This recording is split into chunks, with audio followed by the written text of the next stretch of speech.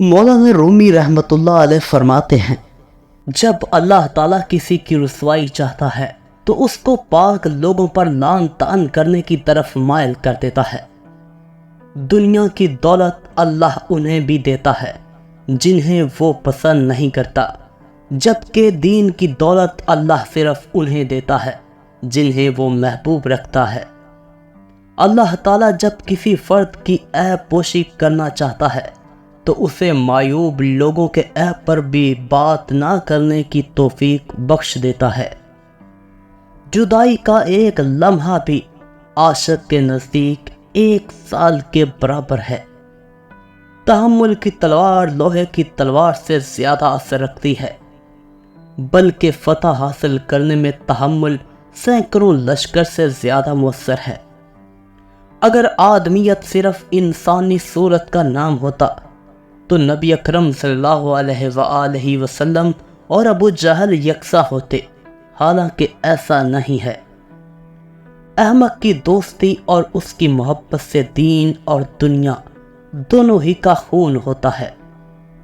جب بیمار کی قضا آتی ہے تو طبیب بھی بیوقوف ہو جاتا ہے۔ جو عشق صرف رنگ اور روپ کی خاطر ہوتا ہے وہ دراصل عشق نہیں بلکہ بدکاری ہے، اور اس کا انجام شرمندگی اور رسوائی کے سوا کچھ نہیں۔ کتنے ہی پرہیزگار بن جاؤ مگر نفس سے کبھی بے فکر نہ ہونا۔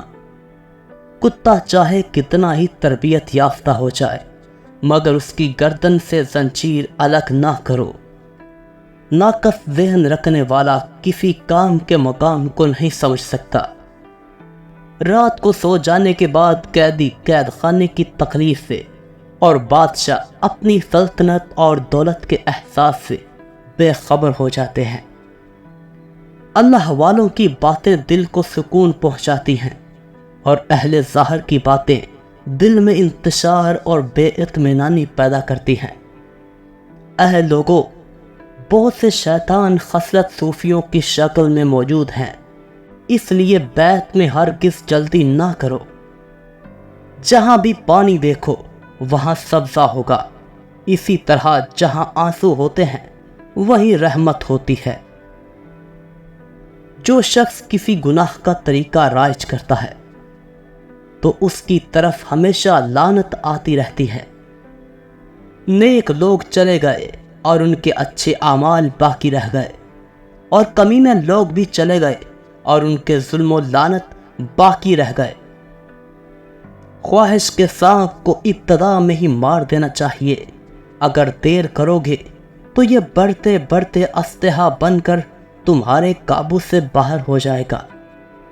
اگر اللہ تعالیٰ کو خوش رکھنا ہے تو ان 3 لوگوں کو ہمیشہ خوش رکھو: والدین کو، رشتہ داروں کو اور غریبوں کو۔